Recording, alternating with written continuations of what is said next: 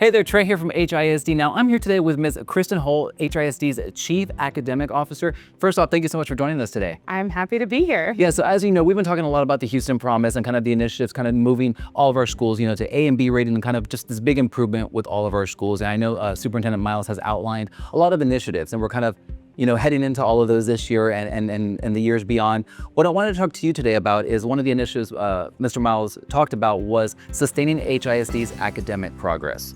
So my first question to you about this is, he's emphasized sustaining HISD's academic progress as a key priority, and we've seen significant gains over the past 2 years. As Chief Academic Officer, I wanted to know, what progress are you most proud of, and what would you say has made this possible? Oh, that's a great question. And progress I'm most proud of. I think at the heart of it, the thing that we are most proud of is the success of our students. Our students have done phenomenal. They are growing and they are achieving at unprecedented rates. And that's been really exciting. And the other thing we have to be most proud of as a part of that is our teachers. Our teachers are refining their skills. They're bringing that learning to life for our students, and they are what is making this possible for them. And so just truly proud to be a part of this transformation where students are learning and growing. And that's been really exciting. So really excited for the work ahead, and I believe that this will just continue forward as we continue the work. I love that. And as the district shifts from improvement to sustainability, what are the most important moves HISD is making to ensure these gains continue, which is really important? Yes, and we think about this, I think, in a couple ways. First, we actually are doing something that's working. High quality instruction in every classroom, grade level curriculum in every single classroom, and we want to stay the course in that area. Continue the momentum around that space so that in the classroom that experience remains true for our students.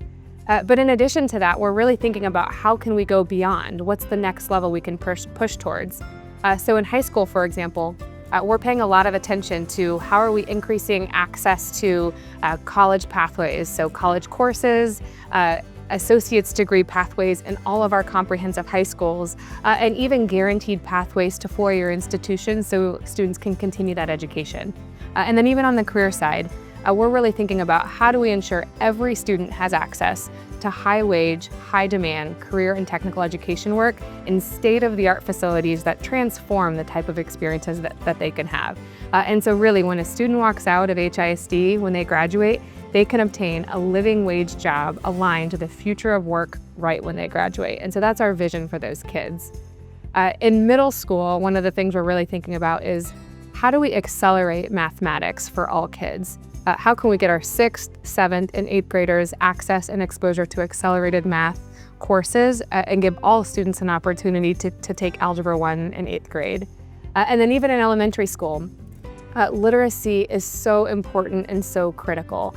And so how in those early grades are we ensuring that every student leaving 2nd grade is able to read and understand text, because that really sets them up to access the educational journey that they have ahead of them. So really doubling down on accelerated literacy for all of our students, and incorporating novels. So really thinking about how can we bring that learning to life through novels and adding novel studies to our curriculum, where students can really dive into topics and themes that build their background knowledge and that build their exposure to the world. So in all of those areas, we're really pushing the boundaries of how we can continue to support and sustain learning for our students. I love that. You've talked a little bit about what continuing the work, especially in our NES schools. What specific instructional practices have been the most effective, especially in our NES schools, and how are they being reinforced across those campuses?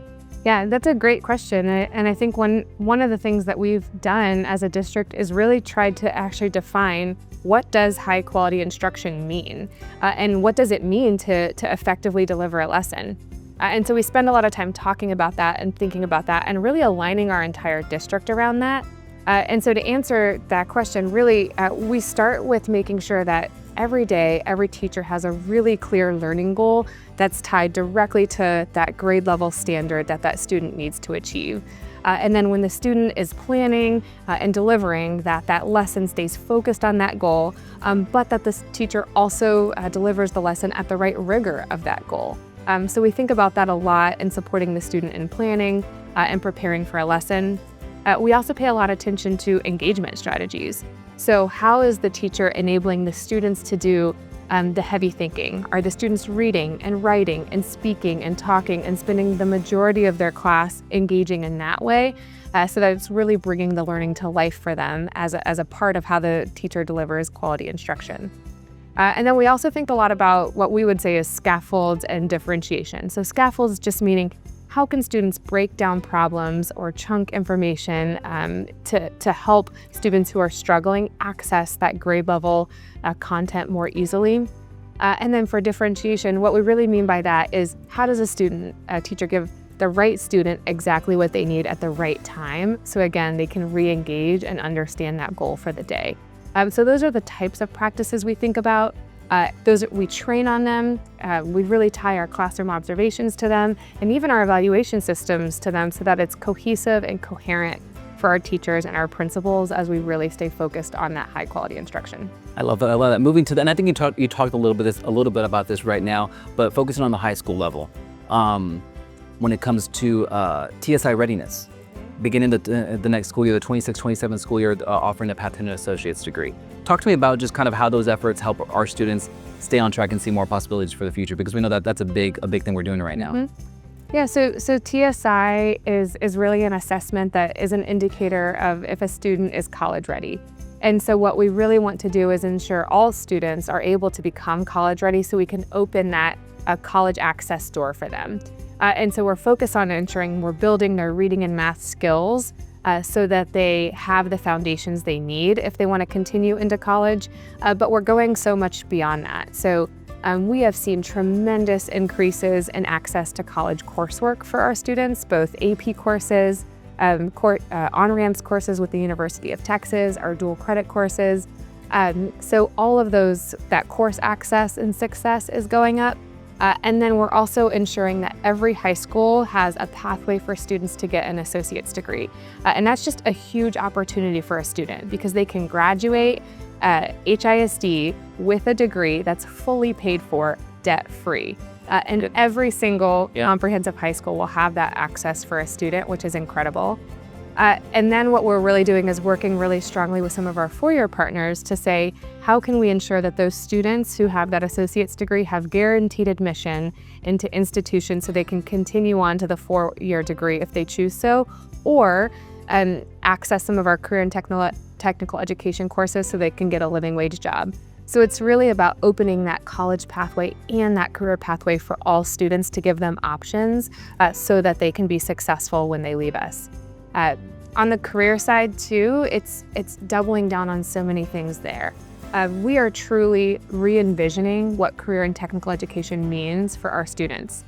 We have invested in expanding and enhancing our existing career and technical education center with 16 state-of-the-art programs that a student can go to build skills aligned to high-wage, high-demand careers aligned to 2035 in the future.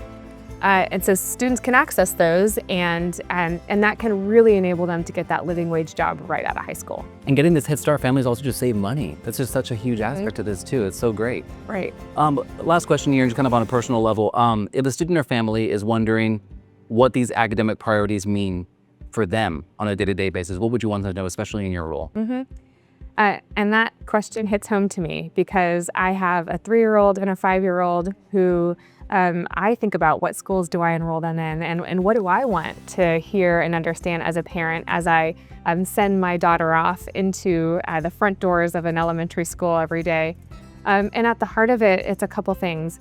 One, it's when you send your student to HISD, our primary goal is to make sure they have the foundational skills to be successful as an individual in this society. They can read and do math on grade level, but we are going to go beyond that for your student. We are preparing students for 2035 in the future.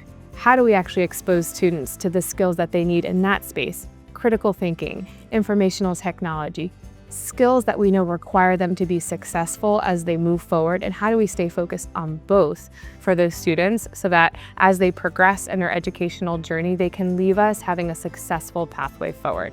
And that's our commitment, and that's what we're working hard every day to do. I love that. Ms. Hole, thank you so much for your time today. I know we went over a lot of information, but again, we'll continue going over this information with our families and keep everyone posted right here on HISD Now. Wonderful. Thank you. All right, and thank you for watching HISD Now.